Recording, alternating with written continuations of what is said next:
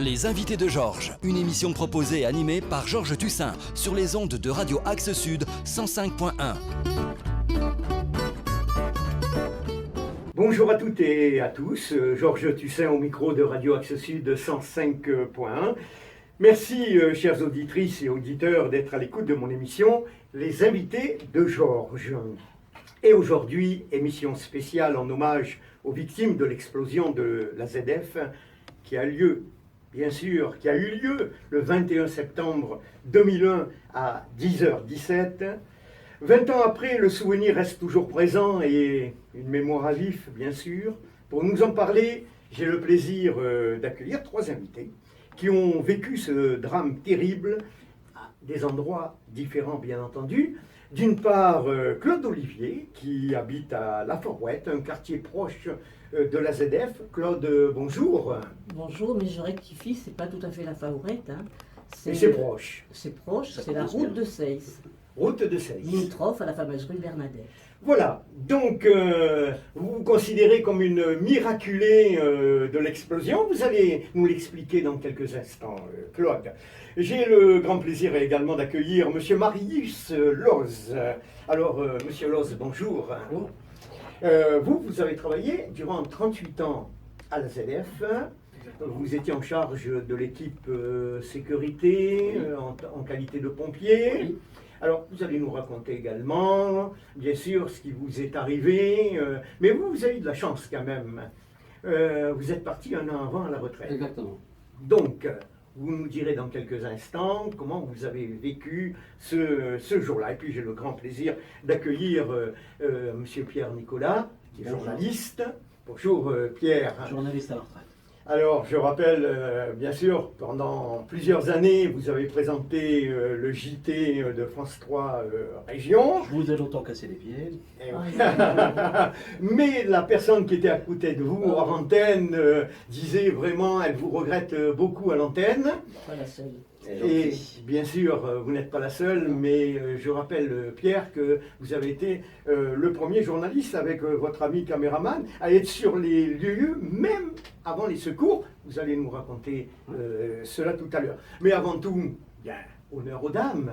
Je me retourne vers Claude pour lui demander, donc, en cette journée du 21 septembre 2001 à 10h17, vous étiez où? À 10h17, j'étais chez moi. Et je venais de me lever depuis un quart d'heure à peu près. Et en sortant de la salle de bain, je me suis baissée vers mon petit chien pour aller le promener.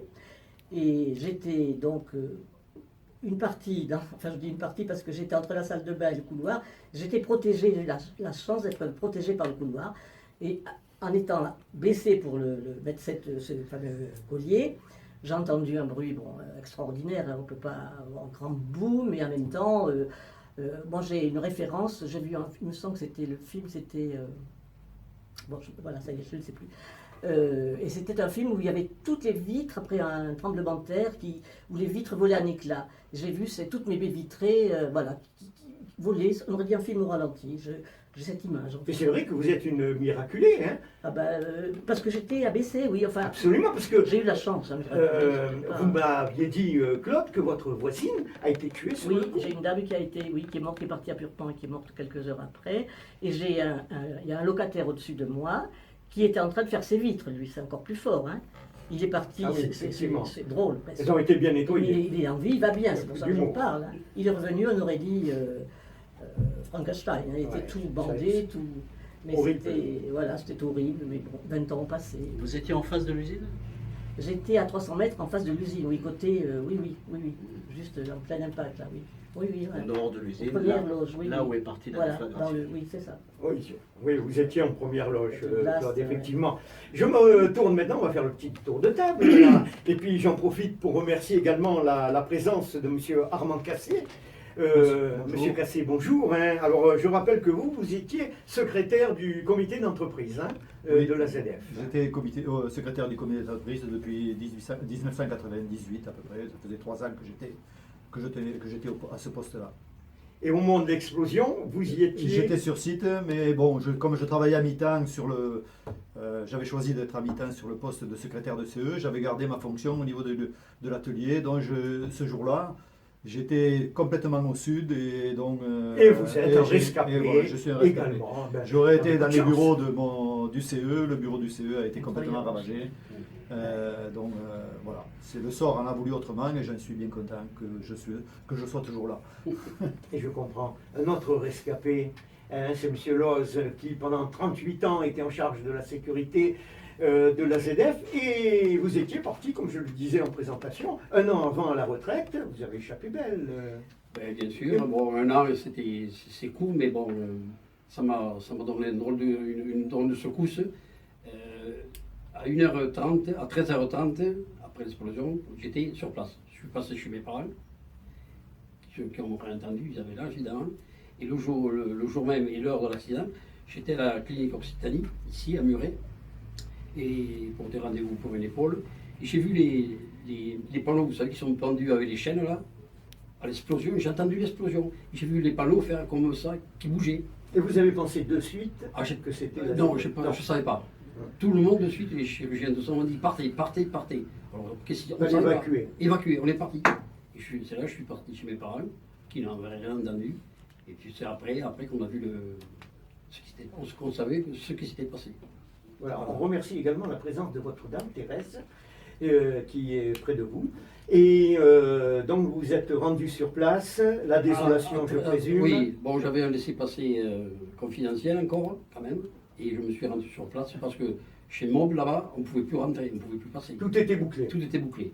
Donc je suis rentré, évidemment, et je suis allé, la première chose, je suis allé sur mon lieu où travaillaient mes amis, évidemment, ce qui étaient les pompiers. Et j'ai vu l'emplacement, un ami qui a été sauvé par le camion des pompiers et par l'ambulance. Autrement dit, il y avait 1 mètre entre, vous voyez, et tout le toit est tombé, et c'est Guy qui a fait dit, tout est tombé, il était protégé par les 2 véhicules. Par contre, après, je l'ai vu sur la route comme ça, après, il était ensanglanté, puis il a perdu le bruit, évidemment. Il n'était pas blessé au nez? Si. Parce que j'en ai croisé un. Ben voilà, c'est vrai. Je l'ai sur les roches. Ah oui, c'est étonnant. Je l'ai sur les roches, des images. En arrivant, je vois sortir un type avec qui se tient le nez. Oui, oui. Et on sent que son nez Voilà. est branlant, quoi. Et je reconnais un sapeur-pompier. Et je me suis dit, mais enfin, Ah oui. ils étaient. Je ne savais pas à l'époque qu'il y avait, en on arrivant, l'a- je ne savais pas qu'il y avait des personnels de secours Oui, oui. en permanence. Oui. Et je me suis dit, mais alors, il y avait des pompiers en intervention à ce moment-là. Voilà. Mais je l'ai croisé. Alors, Une c'est personne extraordinaire assez comme grande, ça. Et c'était un gars de mon équipe. Mhm. Voilà.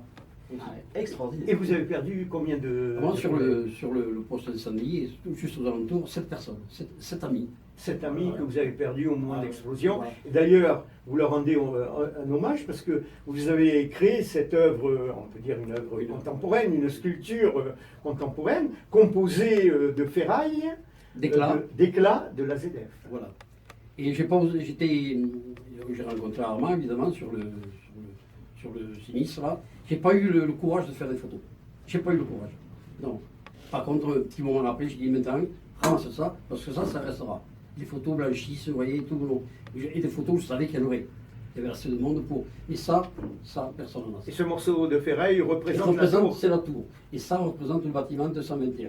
Ouais. Et on s'aperçoit quand même, c'est une ferraille de 7 Alors, millimètres d'épaisseur. Exactement. Si vous voulez, c'est quelqu'un qui connaît un peu la ferraille, vous prenez du carton, vous essayez de le faire, ça marche. Mais à la ferraille comme ça, il faut imaginer la puissance. Hein. Juste une question. 38 ans au service de la sécurité. Pas tout à fait. Bon, enfin, peu importe. Oui. On dit 30 ans, à la Oui. louche. Au service de la sécurité dans AZF, est-ce qu'une fois, avec des collègues, vous avez eu une conversation en vous disant mais c'est dangereux là où on est, ça pourrait un jour péter? Une fois. On a eu des échanges. Comme je n'étais pas très bien dans la direction, moi, en tant que membre du comité de sécurité aussi. Et vous étiez syndicaliste. Et j'étais syndicaliste, évidemment, avec mon ami Armand. Et donc, le directeur, moi, c'était en permanence, on s'accrochait en permanence, à la limite d'être des injures. Je lui dis, moi, un jour, je connais des médias, je prendrai 100 personnes d'AZF, je les mettrai sur la rocade à 8h le matin, un bandeau sur le visage, ici, mort à cause d'AZF. Donc, vous voyez, on avait des échanges quand même. C'était la Et vous folie. craignez quoi? Vous craignez la 95, pollution? Vous craignez le... En 95, les pompiers ont fait une grève de plusieurs jours, Voilà. justement pour la sécurité. Et si vous voulez, j'ai même des rushs vidéo sur Oui. lesquels on voit les gens manifester, fermer la porte Voilà. A, empêcher les gens fermer la circulation, Et de fermer manière les à routiers. ce qu'on fasse connaître les problèmes de sécurité. Et vous aviez envisagé un scénario de catastrophe? On n'envisage jamais que l'usine va exploser, mais on s'en inquiétait. Mais le scénario d'explosion, on faisait en sorte que dans nos têtes, ça n'y soit pas, parce que sinon, c'est plus la peine d'aller travailler. Oui. Donc, je pense qu'il faut le voir comme ça. Mais notre inquiétude, elle était là, elle existait. Après, il faut comprendre que on ne fabrique pas des avions, on ne fabrique pas des fusées ou des satellites. C'est une usine chimique. Attention. hein. Certes, Hein, certes. voilà. Donc c'est des produits, on fabriquait de l'acide, de l'ammoniac, l'urée, comment on appelle, tout un tas de produits qui sont, c'est une usine chimique. Et du chlore. Et Et il faut dans gêner. le chlore, on le Non. recevait, par contre, on le traitait pour faire des produits chlorés pour On va en les piscines rediscuter tout et à autre l'heure. chose après. Il faut Justement. gêner. Et Et- non, le phosgène, Non, c'est pas eux. c'est Le un produit. phosgène, Oui, c'est la sur le SFPO. site aussi, non C'est notre Ça site. passe hein. Par contre, il traversait l'usine. Ah oui. Ça traverse les J'en profite justement, Monsieur Cassé, vous intervenez dans ce livre, bel ouvrage, AZF Total, responsable et coupable. Oui, on a décidé, à la fin du dernier procès, en 2017, de réunir les protagonistes du procès pour qu'on puisse laisser une trace de ce que les gens avaient fait et travaillé pendant le procès. Moi, j'interviens 2 fois dessus, une fois en tant que secrétaire de CE sur l'avant, et une fois sur les raisons de l'explosion elle-même. D'autres, il y a des avocats qui interviennent, des parties civiles. Il y a des parties civiles telles que les Plus Jamais Ça, ou les sinistrés, ou les familles endeuillées, qui interviennent dessus. Et on a essayé de fédérer ces gens-là pour qu'on puisse avoir au moins l'historique de ce qui s'était passé et de ce que les gens avaient fait pendant le procès. D'accord. Alors je me tourne vers Pierre-Nicolas. Le Juste bavard. au moment de l'explosion, je suppose que vous étiez dans les studios de Je France préparais 3. le journal de midi. Et je me souviens même, j'étais en train d'écrire ce qu'on appelle une brève, une petite information, sur un rugbyman de Carcassonne qui s'était tué en voiture pendant la nuit. C'est pour dire qu'on se souvient même exactement Oui. de la pensée qui nous traversait Vraiment. à cet instant. Pas seulement l'heure, pas seulement le geste, mais la pensée. Comme pour le 11 septembre. On se souvient tous, Oui. le 11 septembre 2001, au moment des tours de New York. Ouais, 10 jours avant. Exactement, 10 jours avant, ce qui a posé quand même interrogation, on en parlera tout à l'heure. Alors vous avez eu fané, Pierre-Nicolas, vous avez senti de suite Ouais. l'ammoniac Ouais. et vous vous êtes dit, la ZDF a pété. Ça, c'est entre guillemets la chance, le mot n'est pas bien choisi, mais la chance du journaliste, c'est-à-dire qu'en fait, un truc qu'on vous apprend jamais dans les écoles de journalisme pour traiter un fait divers, parce que, entre guillemets, c'est un fait divers, c'est pas politique, c'est Bien pas sûr. syndical, c'est pas. Voilà. On vous apprend jamais, on vous dit jamais, attention, pour intervenir sur un fait divers, il faut d'abord savoir où aller. Or, ce jour-là, aussi bien pour les pompiers que pour les journalistes, la difficulté, c'était de savoir, mais c'était où? Devant, derrière, à droite, à gauche? C'était tellement énorme que, à part les gens qui étaient en visuel, Oui, oui. comme Claude, Oui. personne ne pouvait savoir ce qui s'était passé. Oui, parce que la plupart des médias pensaient que c'était un avion, que c'était plusieurs explosions dans Toulouse. Voilà, un hélicoptère qui balançait des bombes. On a eu beaucoup ça pendant 1 heure. Je suis même tombé sur un représentant des forces de l'ordre qui m'a dit ah, mais ça a pété aussi, attention, alors il m'a dit au Capitole. Au théâtre, enfin voilà quoi, en plein centre-ville. Alors à l'entendre, ça avait pété partout. Et moi je savais où j'allais. Mais c'était pas évident hein, voilà. Donc la première difficulté, savoir où on va. J'ai raconté 1000 fois l'histoire. Bien J'ai sûr. été infirmier avant d'être mécanicien, puis avant d'être journaliste. J'étais infirmier dans une salle d'opération. Donc j'assistais les opérations tous les jours et à la fin de l'opération, je nettoyais la salle avec de l'ammoniac concentré que je diluais dans un grand seau d'eau. Je diluais un bouchon dans un grand seau d'eau de 10 litres. Pour désinfecter. Oui, je désinfectais. Et un jour, il m'était imbécile que j'étais à cet âge-là, j'avais 22, 23 ans, j'étais allé te renifler à fond le récipient dans lequel était Ça l'ammoniac dégage les pur. narines. Alors là, ça dégage. Hein. Mais en même temps, j'ai compris ce jour-là que c'était pas dangereux. C'est-à-dire ça nettoyait la fosse nasale, mais c'était pas dangereux. Donc j'y suis allé relativement en confiance, en me disant Oui, mais vous avez pris des risques quand même. si quelque C'est chose pas que doit nous l'ammoniac. faire du mal, ce ne sera pas l'ammoniac. Oui. Voilà, l'idée c'était ça. Quand on y est allé, donc on est parti dans des circonstances que je vous expliquerai si vous voulez, mais avec Michel Mézières, le caméraman, en partant, on a dit, je lui ai dit, parce que lui, C'était moi qui voulais y aller. Ouais. Lui, il me suivait avec sa caméra. Mais vous avez pris la responsabilité de l'amener avec vous, quand même. Absolument, c'est ça, c'est ce que je veux vous dire. J'avais charge d'âme, entre Eh oui, guillemets. Je lui ai dit, exactement. écoute, si tu es d'accord, on reste 15 minutes, on rentre, on reste 15 minutes et on s'en va. Il m'a dit, ouais, d'accord, et c'est ce qu'on a fait. Au bout de 15 minutes, on arrive tous les deux devant, on est en plein dans l'usine, hein, on arrive tous les deux devant le cratère, ce que j'ai toujours appelé la gueule du diable, dans laquelle s'agitait sous forme de flamèche la langue de la bête. Voilà, c'est un petit peu biblique tout ça, mais c'est comme ça que je l'ai vu et que je le raconte, quoi. Et là, on est parti, oui, après on est parti. 15 minutes. 15 minutes.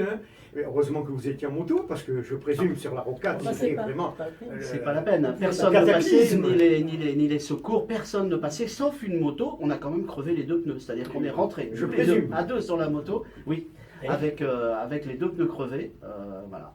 Et là, vous avez trouvé désolation, mais aussi Oui. des blessés, des cadavres. D'abord un paysage de guerre, c'est-à-dire pour les jeunes générations qui nous écoutent, ils ne peuvent pas s'imaginer. Moi, des personnes âgées qui avaient vécu la Seconde Guerre mondiale m'ont dit c'est l'état de la ville où j'habitais après les bombardements américains de 1944 sur les infrastructures nazies pour les empêcher de faire ce qu'ils voulaient. Et la seule différence, c'est qu'avec les bombardiers américains, ça prenait un quart d'heure à faire ce que là, une explosion a pris une seconde. Une seconde. Vous m'avez dit- Il y avait une usine immense de 30 mètres de haut. Il restait un truc qui était épais de 20 cm d'épaisseur, éparpillé sur 3 km à la ronde. Et n'oublions pas qu'il y avait en face l'hôpital psychiatrique marchand.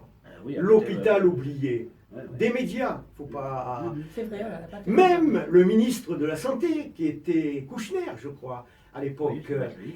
est venu à la ZF, mais ne s'est pas dérangé au niveau centre hospitalier. J'en parle et je tiens à rendre hommage, voyez, à mes collègues, parce que comme vous, j'étais infirmier aussi dans une de mes premières vies professionnelles, et je rends hommage à leur courage. Ça a été extraordinaire, autant médecins, infirmiers, ASH, aides-soignants, mais aussi les patients.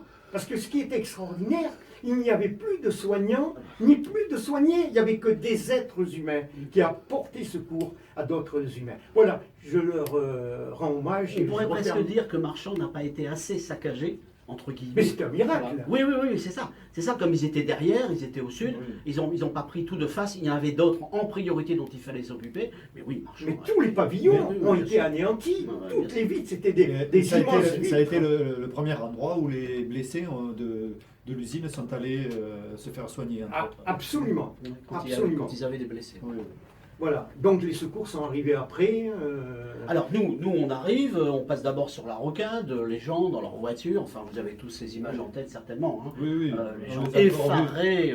On les a encore revus sur FR3 hier soir. Ah bah c'est... C'est un autre problème, on en parle. Ouais, ouais. Les gens, oui, les automobilistes effarés, nous qui découvrons, moi je découvre Brossette d'abord, je dis, Oui.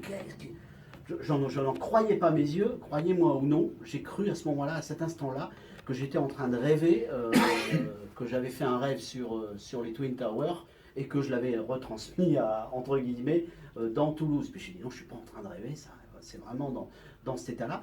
Donc avec la moto, on passe d'abord sur la rocade, puis après en passant par des divers raccourcis, on se retrouve devant la SNPE d'abord, où là j'étais vraiment pas rassuré parce que je savais qu'ils avaient des saloperies entre guillemets hein, qui traînaient là-dedans, des produits dangereux. Oui. Et vite on a compris que c'était plus loin que ça se passait sur l'usine AZF. Donc on n'a même pas pu aller jusqu'au bout avec la moto pour vous dire à quel point il y avait des débris absolument Sans doute. Oui, on a dû s'arrêter et terminer à pied. Ouais, on a dû s'arrêter et Absolument. terminer à pied. Et Claude, vous avez été blessé quand même Ah non, physiquement non, je ne peux pas dire, je n'ai pas été blessé, mais finalement tout le monde, après ce gros clash et ce bruit énorme, on a entendu, je ne sais pas, peut-être 5 minutes, enfin on n'a rien entendu pendant 3 minutes, et après tout le monde est parti en courant, comme personne ne savait ni que ni quoi. On est tous partis, comme vous dites, vers le centre-ville, vers l'avenue de Muret, alors en t-shirt de nuit, là, alors. Par contre, moi, ce qui m'a interpellé à cette époque-là, c'est qu'il y avait une espèce de suie qui nous tombait dessus. On C'est était ça. en clair, et on était tous recouverts d'une espèce comme de la suie noire, quoi. On était complètement. C'était gras. C'était gras. C'était des filaments qui tombaient du ciel, qui C'est étaient ça, noirs, des effectivement. filaments. Voilà. Je les ai eu dans la main et c'était gras, j'ai passé le doigt dessus. Et les plantes sur le balcon complètement jaunes. Et je me rappelle très bien avoir eu cette idée en me disant, on verra des années après, on va retrouver peut-être le cancer de la ZF, ou, vous savez, avec des produits ingurgités. Bon, je ne sais pas, l'azote ou l'ammoniac, ce que ça peut faire. Justement, mais enfin, justement, on va laisser la parole a à posteriori, on à peut Monsieur penser Loz, là. que ça peut avoir un nom. Oui, sans vouloir faire de jeu de mots déplacés, la ville rose était rose. Ce jour-là, c'est-à-dire Rose, l'air c'est était rose. rose, entre rose et orangé. Oui, Absolument. Alors, la grande et question. Nathalie là. passait pas devant moi. La grande question, Monsieur Loz et Monsieur Cassé, là, pourquoi cela a explosé dans le hangar 221? Alors, pour bien se positionner, moi au départ, je fabriquais de l'engrais. Je suis rentré, je n'étais pas au service de sécurité. Je fabriquais de l'engrais. Au début Aux de ailes, votre aux ailes, profession. d'accord. D'accord. Je fabriquais de l'ammonitre. Alors que ce qui a explosé, c'est du nitrate d'ammonium. C'est un produit à part. C'est un explosif. Alors, comment on est venu à faire ce produit? Parce qu'on a eu une très grosse demande. Il y avait je sais pas, 40 ou 50 conteneurs qui partaient par semaine sur des trains. Ça partait au Chili. Au Chili, pourquoi? Parce que c'était le premier producteur de cuivre. Donc pour faire les mines, il faisait péter avec ce fameux nitrate d'ammonium. Le retour, après, il y avait des produits qui n'étaient pas conformes. C'était soit la poussière, soit la granulométrie, soit des sacs humides. Ces sacs nous revenaient à Toulouse, quelques temps après, un mois après. Et c'est ça qu'on en fait quoi?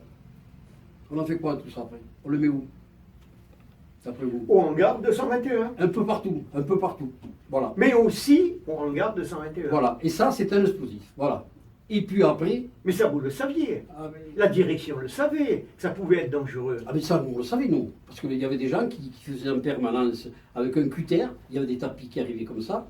Il y avait des sacs dessus. Et en permanence, ils mettaient un coup de cutter. Ils vidaient le sac dans des. Et après, il y avait un chouleur, genre un gros tractopelle qui prenait ça, qui allait les mettre dans les silos. Mais de temps en temps, on en reprenait pour remettre dans le bon quand même. Hein. Oui, mais ça suffit pas à faire exploser quand même. Non, alors après, l'erreur, et c'est là, bon, le chlore et l'ammoniac, et encore plus le nitrate d'ammonium, ça ne marche pas. Ça, c'est pareil. Ça ne marche pas. Comment ça ne marche pas? Non, ça ne marche pas. C'est deux produits qui sont incompatibles. Ça ne peut pas marcher. Alors, la personne qui a... Donc ça ne peut pas exploser.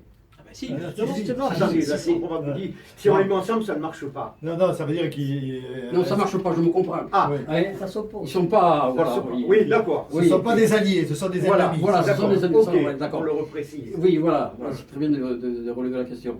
Et donc, il y a quelqu'un qui a porté des produits chlorés dans ces fameux silos qui étaient un peu séparés quand même. Hein. Le chlore, personne ne sait traiter les déchets. Personne. On a essayé, nous, on a tout essayé, on n'est jamais arrivé. Il y a une personne qui a été très pointue, qui a dit les déchets de chlore, on les a envoyés en Afrique. Hein? Vous voyez ce que je veux dire? Oui. Hein, Sans autrement dit, commentaire, hein, ouais, ouais. Sans Comme commentaire. vous dites, sans Et- commentaire. Ouais, voilà. Donc ces déchets, on ne sait pas quoi en faire. On a tout essayé. Et éteindre un feu de chlore, c'est impossible. Tout a essayé. Bon, on ne met pas d'eau, puisque c'est le problème. Hein. On ne met pas d'eau, on ne met pas d'extracteur à poudre, ça ne marche pas non plus. Et on était arrivé à trouver de la poudre de volcan, broyée en farine, vous voyez, pour essayer. On n'arrive pas à éteindre le feu. Il faut le privé d'air, comme tout foyer. Ouais, voilà. Donc après, ce produit qui a été arrivé, l'usine était là. Ah ben, vous l'avez là. Vous voyez, j'ai Voilà, fait un si on j'ai peut fait- regarder le plan de j'ai la fait- ZF. J'ai fait le tracé, c'était le bâtiment qui est tout à fait avec la punaise orange, vous voyez à droite là, Voilà. le chemin. Ça c'était tout à fait opposé à l'usine. Et ici, après, voilà le bâtiment, aussi qui a l'étiquette, 221. Il y a Absolument. 600 ou 700 mètres, vous voyez. Oui. Donc on a rentré ce produit là-dedans. Et ce produit, il était stocké dans ce bâtiment, qui est une ancienne sacherie. Et c'est du béton par terre. Et cette humidité, l'engrais, comme il ne supporte pas l'humidité, il se dissout. Et il bouffe le béton. Vous voyez. Mais c'est corrosif en plus. Ah non, c'est corrosif. Oui, ouais. c'est très corrosif.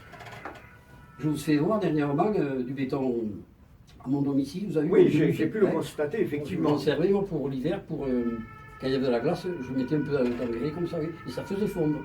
Mais après, hein, Mais Quand tout il ça, se joue à- Monsieur Loz, ça explique l'explosion ou Alors, il aurait fallu un euh, troisième intervenant là. Non, après, c'est très compliqué la chimie. Il y a des réactions chimiques. qui se produisent. Vous voyez, il y a des décompositions des produits. Donc c'est très, après c'est pointu. Oui, Là, je connais on pas. va pas rentrer Mais dans les c'est- détails. Là, c'est Je C'est- peux vous donner, les quelques spécialistes. renseignements si vous voulez. Oui. En milieu solide, les produits chlorés et le nitrate ne se mélangent pas. C'est deux produits solides, ils se mélangent.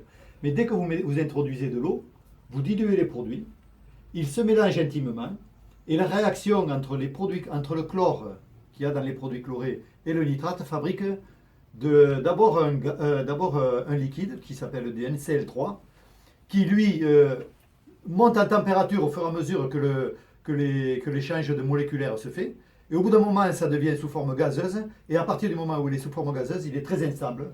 Et il faut entre 10 minutes et 20 minutes entre le moment où vous mettez les produits en contact, en milieu humide, et le moment où ça va exploser.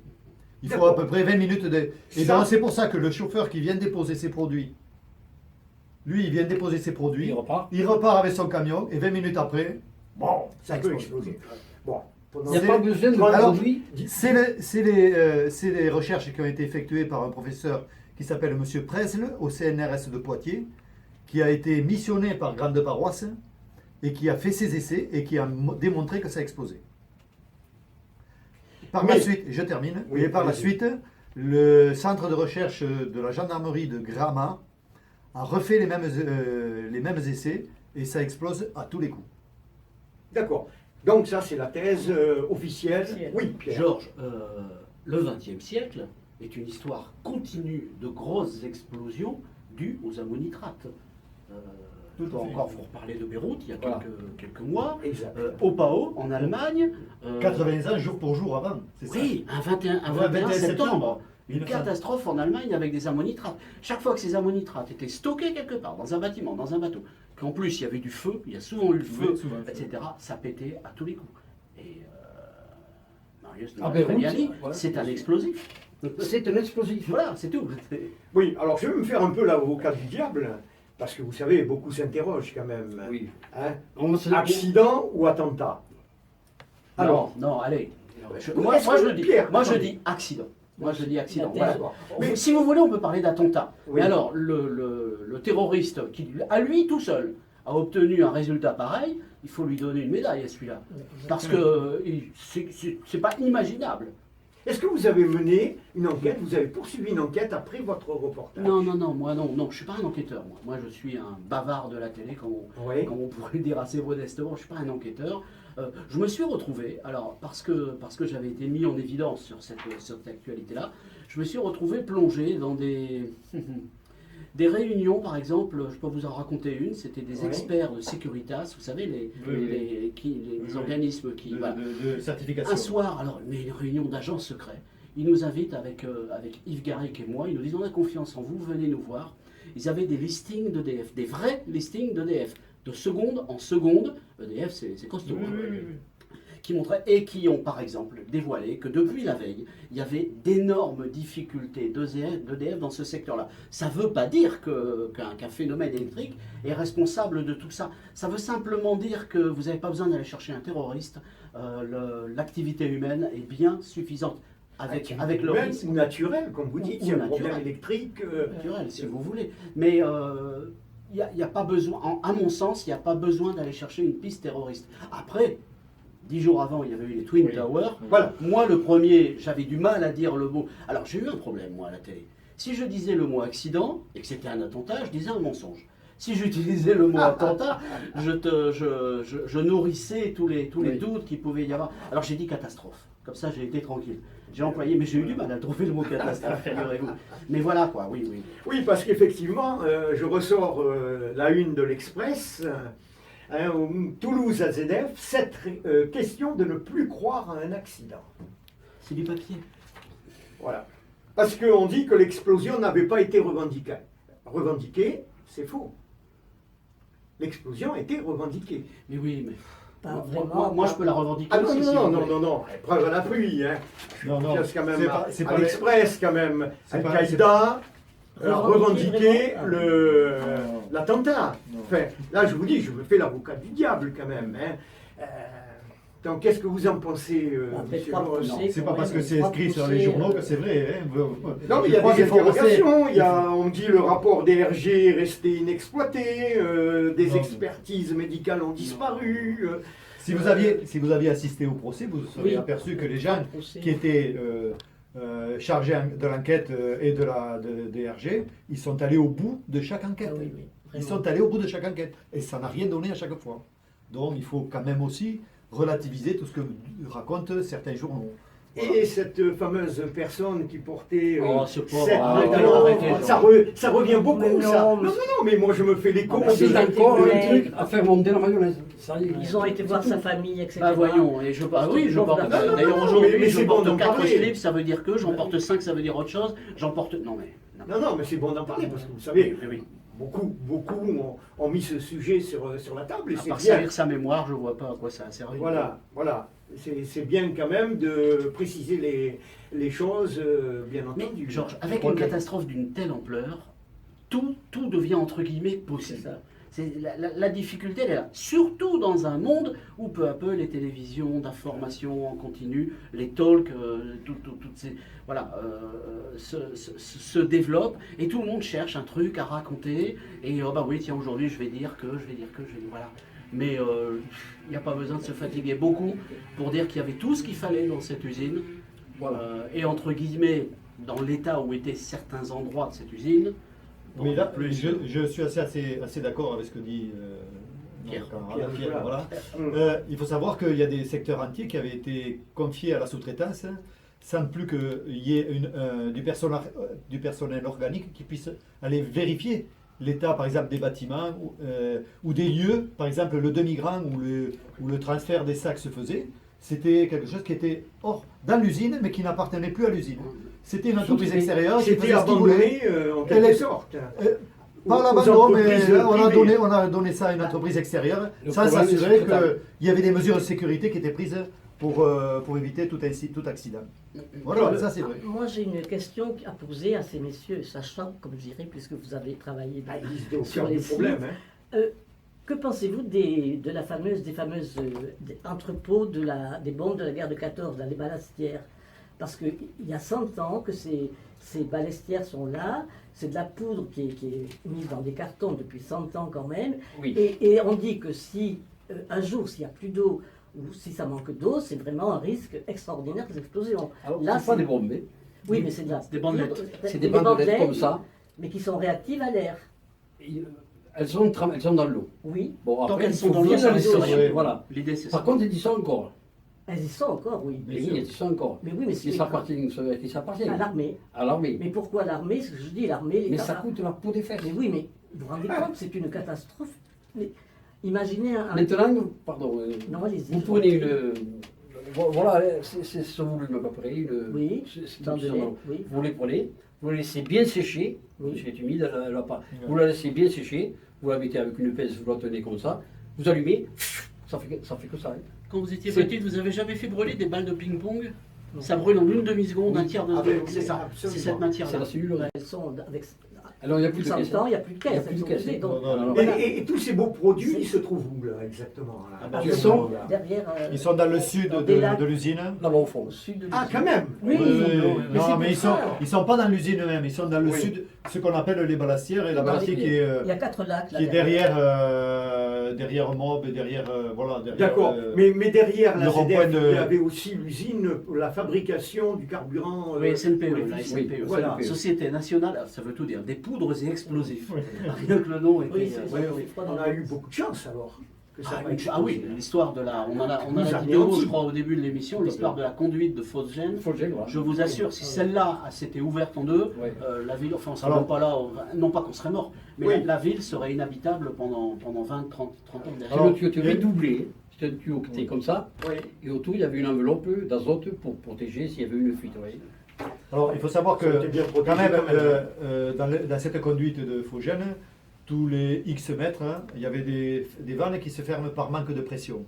Et donc, s'il y a un bout de section qui est, par exemple, qui aurait été frappé par un bout de ferraille de l'usine, il aurait coupé la section, mais les parties en avant et en amont n'auraient pas été impactés. Bon, Et qu'il y aurait, quand même, mais une ça, sécurité, quand mais même, vous nous il y a des rassurez. sécurités intrinsèques.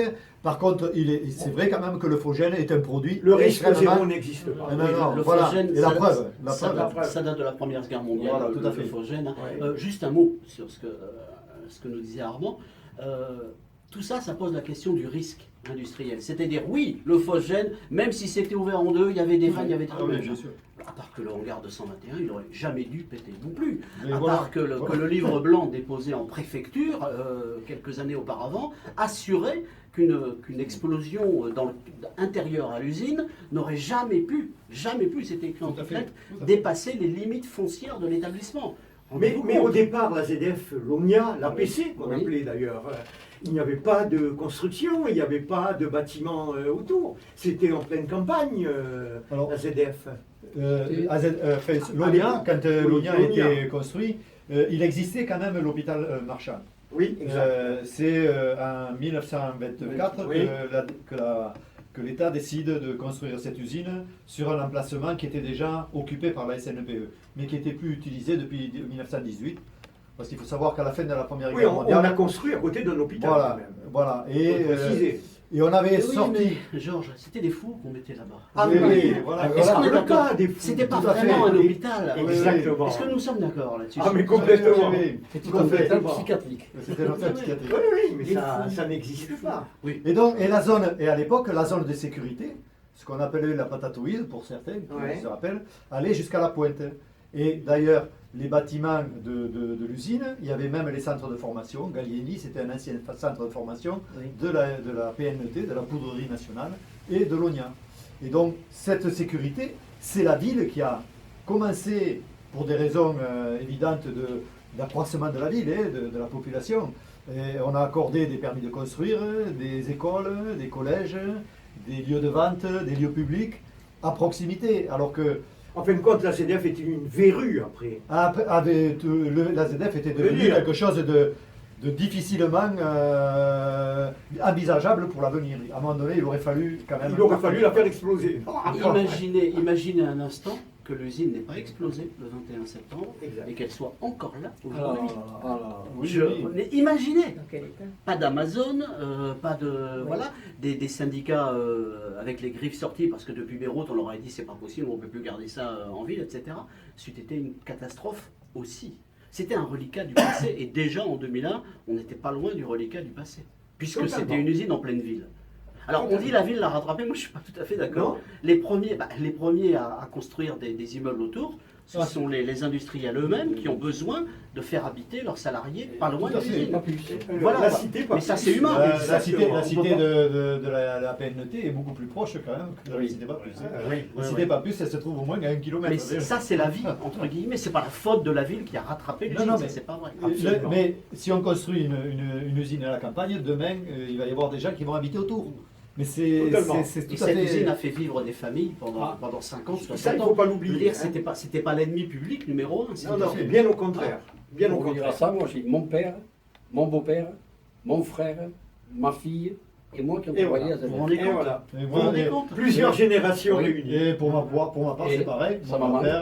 père, ma mère et moi. Oui, c'est Oui. toutes des générations. Elle a fait vivre la ville, on peut aussi le rappeler. quoi. Absolument, oui, c'était intéressant Et de quand le je suis suivre. rentré, moi, on Absolument. était 4005 et 35 ans après quand je suis parti, on n'était plus que 450. C'est ça. Ouais. ça.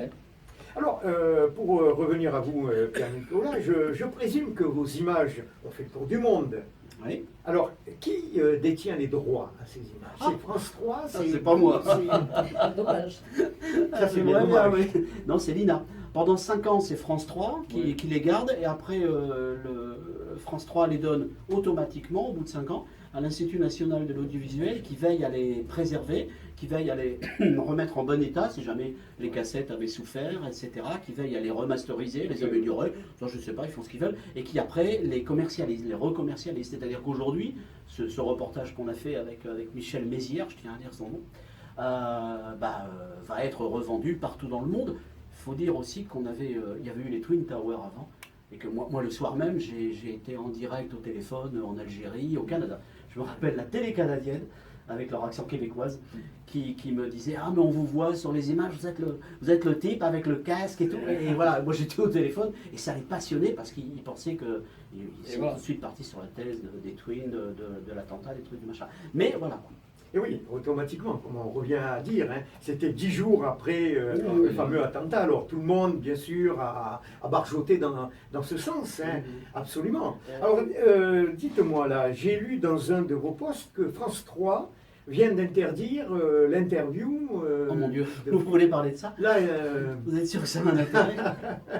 Non, vous voulez vraiment que je vous raconte ça? allez, pour nous faire plaisir. Oui. Mais pas pour vous faire C'est- plaisir. Ma carrière à France 3, c'est pas bien terminé. Ouais, Là-dessus, c'est j'en bien. dirai pas plus. Et il y a 1 mois et demi, une de mes collègues journalistes de la télévision m'appelle et me dit écoute, Pierrot, je voudrais. Elle était chargée de faire une série de documents pour les 20 ans d'AZF, de reportages, de télévision. Je voudrais faire un petit portrait qui te serait consacré parce que s'il y en a un à France 3 qui sait de quoi il retourne, c'est toi. Bon, j'avais pas trop envie, mais je lui dis ouais, ok, d'accord, pour les gens, Bien sûr. pour l'histoire, Bien sûr. pour la mémoire, etc. Exactement. Je lui dis oui, mais t'es sûr que tu as demandé à ta rédac chef? Oui, j'ai demandé à ma rédac chef, elle est entièrement d'accord. La rédaction de France 3 était d'accord. Tu as demandé à la direction? Oh non, mais de toute façon, c'est plus les mêmes, ils ont changé, etc. Résultat, au bout d'1 mois et 12 heures avant l'interview, elle m'appelle consternée et elle me dit bah écoute, voilà, la direction ne veut pas qu'on vienne faire ton interview. Ça, c'est regrettable. Et ils ont- C'est une censure exercée par une direction sur une rédaction. Normalement, ça ne devrait pas exister. Je veux dire, le Il fallait problème. le souligner. Pierre. Oui, le problème, c'est les journalistes devraient, enfin les syndicalistes de la télé devraient protester, devraient dire mais c'est pas à la direction de nous donner des ordres. Si nous, journalistes, nous décidons en notre fort et conscience, en notre âme et conscience, de devoir faire ce reportage, on le fait. Oui, mais on Et sait, ils n'ont pas bougé, voilà. bien sûr. C'est tout. Moi, c'est pas moi qui ai été censuré, c'est la rédaction. Et la Totalement. rédaction voulait faire mon Ils ont interview. perdu Je le précise. Ils belle sont- interview. Un témoin précieux, Ils sont- surtout. Écoutez, Ah, ils se sont tirés une balle dans le pied. Totalement, mais j'ai vu également que vous faisiez vos débuts officiels en littérature sous la forme c'est gentil. d'une nouvelle qui est publiée dans l'excellent magazine Boudu. Oui, Boudu, c'est un bon magazine avec une bonne mise en page et un bon niveau d'écriture. Ils m'ont demandé un article sur les 20 ans, je leur ai répondu, pardonnez-moi, genre de dire ça dans votre Oui. émission, j'en ai un peu marre de parler d'AZF, je leur ai dit, je rabâche. Et mais si vous voulez, je leur ai dit, je peux vous raconter une histoire, un truc inventé. Et j'ai inventé l'histoire d'un fer à béton qui avait servi à construire le hangar 221. J'ai raconté son histoire, comment il était arrivé là, comment il était né dans les années 20, comment il avait vécu, et ce qui s'est passé pour lui le jour de l'explosion. Voilà, les minutes qui ont précédé, les picotements électriques dans les pieds, et puis l'explosion épouvantable, et puis après, comme un drone, il s'en va dans le ciel et il va atterrir dans la cour. Ah, c'est joli là. Dans la cour de, oui, Très dans la imagé. cour, merci, dans la cour du lycée du LEP Gallieni. Et alors, comme c'était un petit bout de fer il avait été tordu pendant l'explosion, il avait un bout, parce que l'histoire est vraie, il avait un bout en forme de hameçon. Et lorsqu'il arrive dans la cour de Gallieni, il a perdu de l'altitude, mais il a encore de la force. Et figurez-vous, je l'ai vu de mes yeux, qu'il a eu assez de force pour aller se planter dans le toit d'une voiture, une R5 rouge, je m'en rappelle très Ah, c'est bien. pour ça le titre de votre nouvelle. Voilà, et qu'il a découpé comme un ouvre-boîte le toit de la voiture. Vous imaginez par quelle force il était encore poussé au bout d'1 kilomètre de vol plané. C'est Ouais. incroyable. Ouais, ouais. Ça. Et ils ont eu un mort dans ce lycée-là. Ils ont eu, oui, qui était un jeune Comorien Ouais. qui était venu suivre des cours justement, Ah se former sur Toulouse et qui est décédé.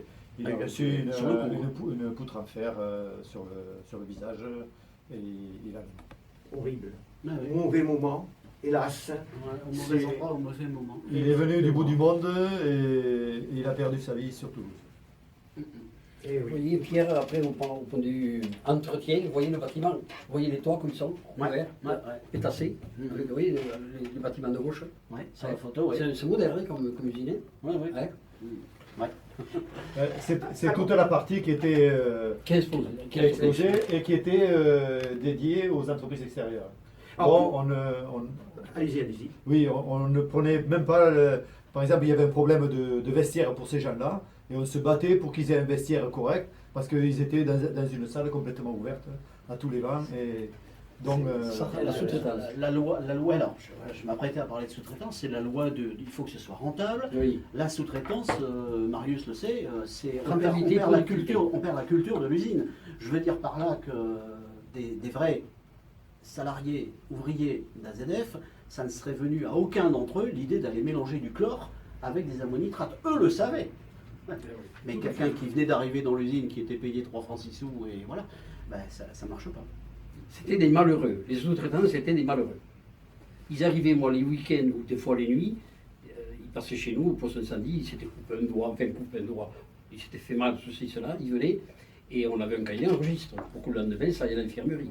Surtout, il m'a dit, Marius, ne déclare pas ma coupure, ne le signale pas. Demain matin, je suis foutu à la porte, sinon. Eh oui, Hein? hélas, Hein? hélas. Et j'ai appris qu'il y avait quand même la disparition là, de 21 kilos de chrome 6. C'est vrai ou pas là? Ça, c'était- C'est quoi du chrome 6? Ça, je Chrome Je sais 6, pas, 21 Mais kilos c'est- de chrome 6. non, mais c'est des produits qui ne sont jamais arrivés parce que l'explosion a eu lieu. Voilà, c'est tout. D'accord. Bon. Ouais, non, C'était c'est une petite parenthèse. Mais ça- Alors, ça occupe ici, là. Pierre-Nicolas, vous avez intitulé votre nouvelle Le petit bout de fer et la voiture et la synchro. Oui. Voilà. Alors, c'est une synchronicité incroyable. Parce que Marius Loz souhaitait vous faire une petite surprise. Et il ne savait pas du tout que Je vous comprends pas. alliez appeler votre nouvelle le petit bout de fer. Alors, Marius, Oui. je vous laisse la parole. Alors, oui, en sachant que vous veniez, dernièrement, j'ai fait un petit cadeau aussi à Georges. Je vous en Et remercie. moi, je vous montre une boîte et vous allez vous choisir un élément.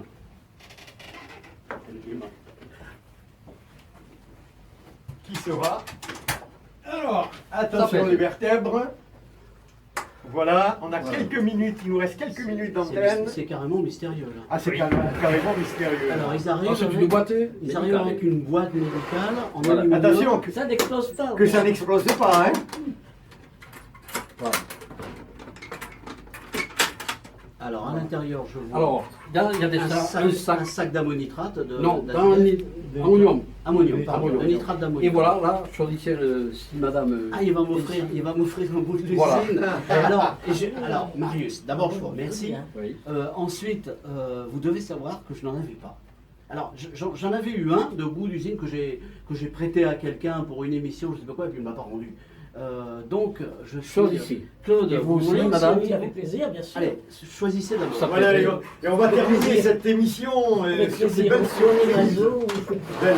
Je sais pas quoi ça correspond. Non, mais c'est un symbole. C'est Un symbole. Je suis d'accord avec vous. Voilà. 20 ans après, il faut aussi Voilà. dire, bon bah oui, Ça y est encore. ça a été épouvantable, mais on peut tous aussi passer du souvenir, Voilà. j'allais dire. Merci Vous beaucoup. penserez à ça. Oui, Hein? oui, je ne penserai plus à ça.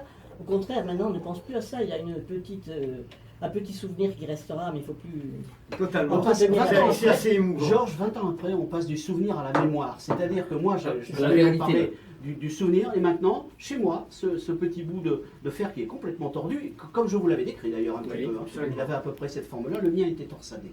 Celui dont je vous parle, c'était un vrai Le fer fer à à béton. mouton. Un vrai.